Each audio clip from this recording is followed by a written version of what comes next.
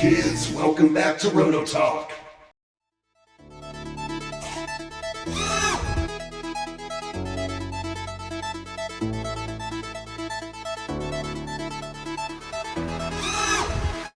Kids, welcome back to a special edition of Roto Geeks. So, my friend, and he's also in our chat group, but we've been friends for, goodness, 4 or 5 years, I think. And his name's Chris. He's down in Ohio, from where I used to live. And we had met up, I think, through my quadcopter, when this channel was all quadcopters, I believe. I don't remember. Anyway, we've met in person. We've run boats together and whatever else. And we like to jab each other all the time, which we do. If you're a friend of mine, you have to take a jab, obviously. If you're a friend of mine, you are a jab. So he used to, and still does, he calls my gas boats, he's an RC car guy. He likes those tiny little electric crap wagons, and he likes to call my boats weed eater boats, which really piss me off, and which it doesn't. I don't care what you call them. Everybody calls them that. And so we've always just joked around about that. So he's like, I'm going to send you a weed eater engine, and I want you to put it in a boat, because I'm telling him the RPM's different, the power's different, everything. And my other buddy in Australia, I'll put a link to his channel too. He does small engine repair. He was doing a project where he made his own hull and was going to put a little weed eater engine in it. And I thought that was kind of funny. Chris is like, I'll send you an engine and you got to open it up on the channel. And we're going to do something with it. I don't know if I'm going to put it in a real boat or a tugboat or something. I don't know. We might have some fun with this. So we're going to open it up. We'll see what this idiot sent me. Because he's like, make sure you do it on video. Probably going to be a box full of exploding scabies. Alright. Packaged well. Idiot. Oh, look at this. We have so it's remote control, not radio. It's remote. That's a cable. Gas tank. Prime. Oh, cute. It's an Echo. Ah, look at the beast. That's a big motor. This fucker's huge. Alright, we got some air filter. Echo, baby, off a weed eater, looks like. So, that is ghastly big. Ghastly big. So, we need to figure out, so there's a kill switch.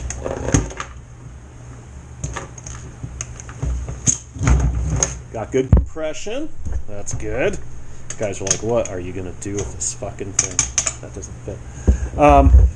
We'll just assume that that's going to work. We need a gas. It's got the carb. Loose. Alright. So, what we'll do... Oh, do I want to fire this thing up right now? A little gas baggie on it?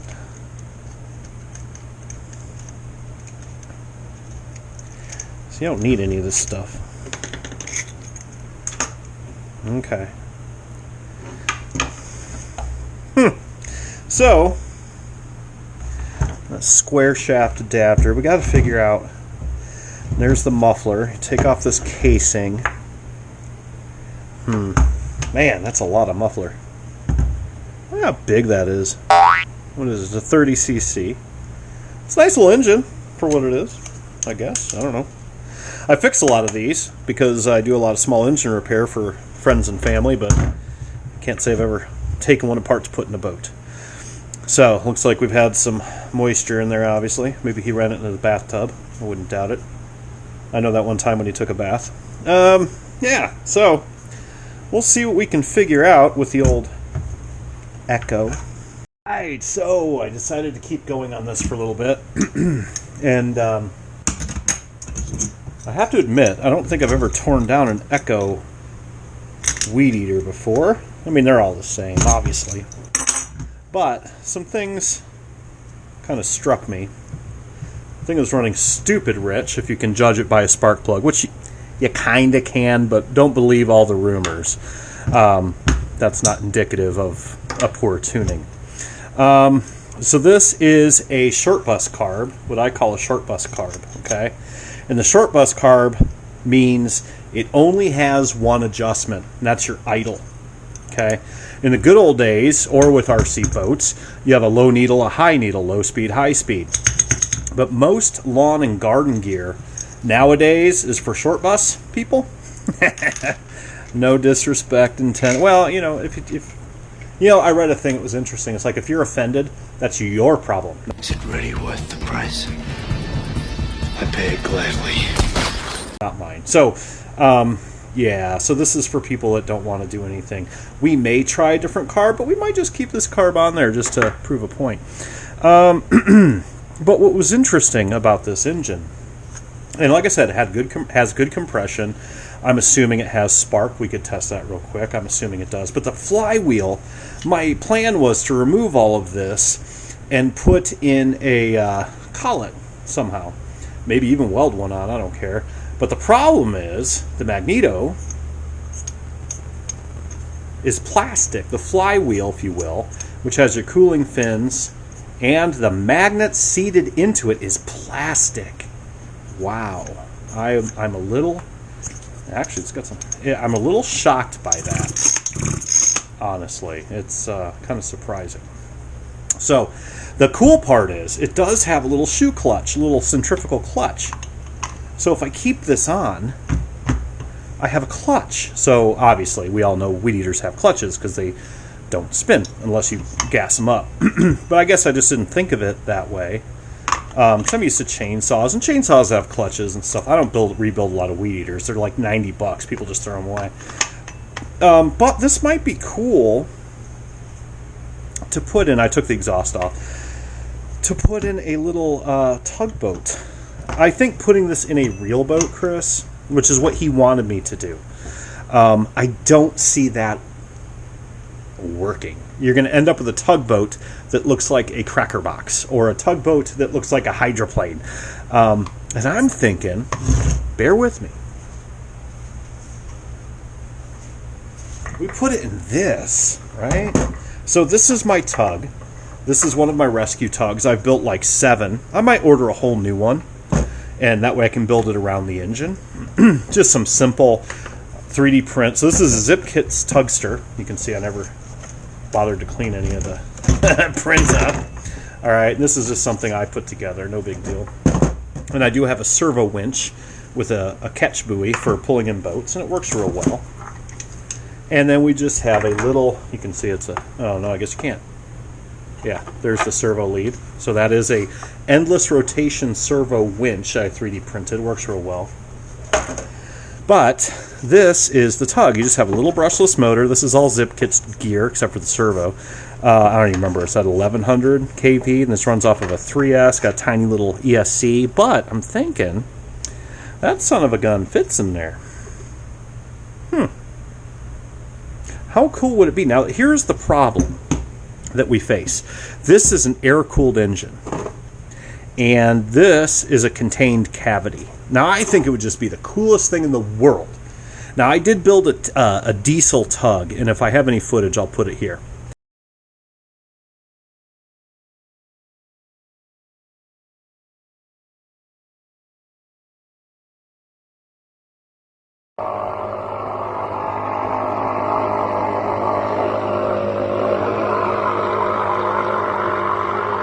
Definitely needs some nose weight.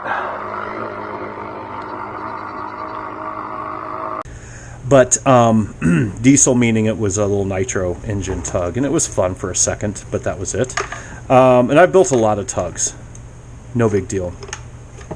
But I'm just thinking, capacitor, wouldn't it be cool if we could put this in here, all the way to here. Let's see. Yeah, baby. Fucking fits. Look at that. Perfect. And then we put an output here. 1/4 inch shaft, but we still use a small prop because it's a tugboat. We don't want it to go fast. We want it to go slow. But how cool would it be? And even the depth would be about right, because I can make this, I can open this cavity and put it up into here, and we can put some fans in there, some electric fans, to get the air cooling across, and we'd have a clutch. That would be super sweet.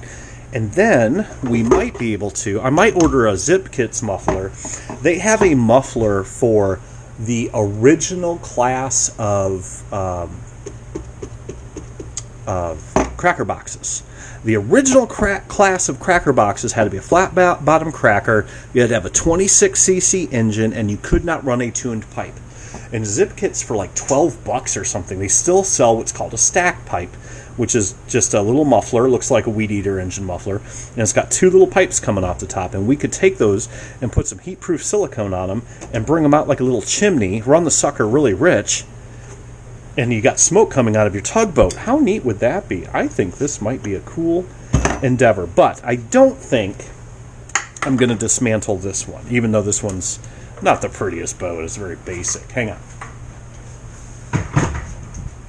It's not that, but in case I want to build in some, I want to put in fans, I want to do some crazy stuff, I think I'll just order a whole other kit, because the tug kits, I'll put a link in the description of the Tugster kit, real cheap to do. I mean, they're super cheap, and I think this could be fun, but I got to measure and see if the 1/4-inch flex shaft will actually fit in that.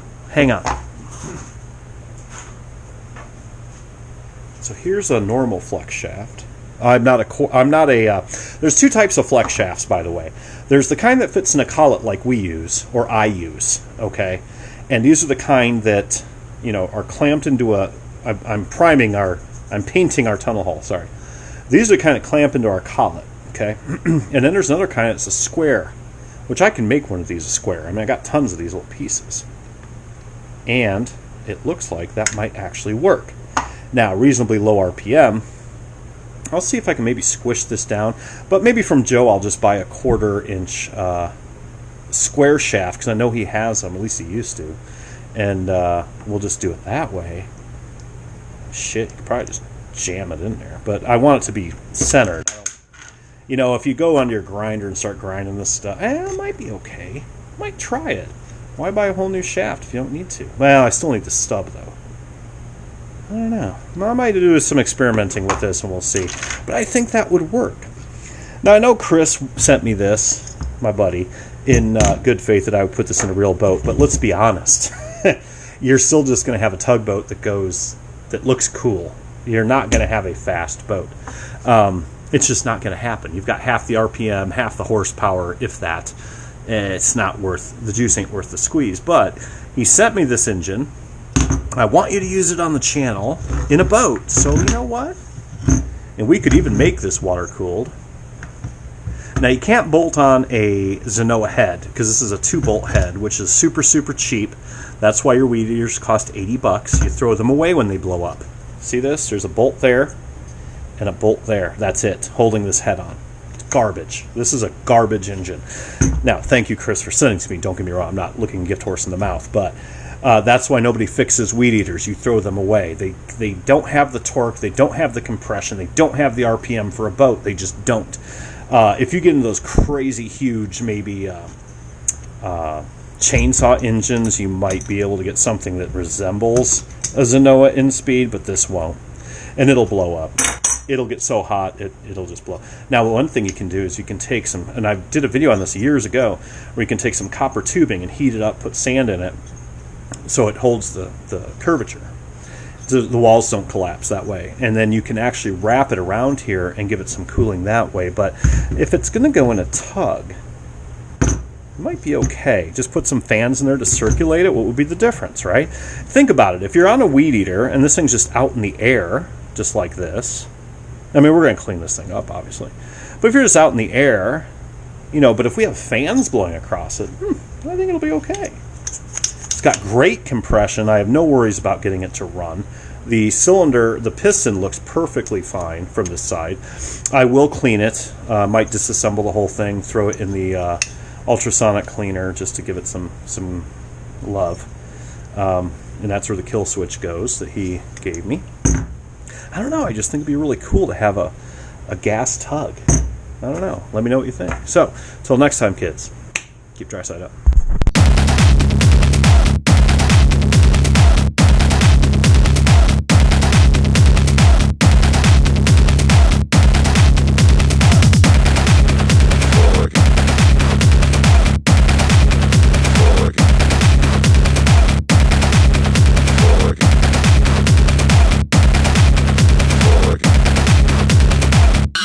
Music. Ciao, ciao, ciao.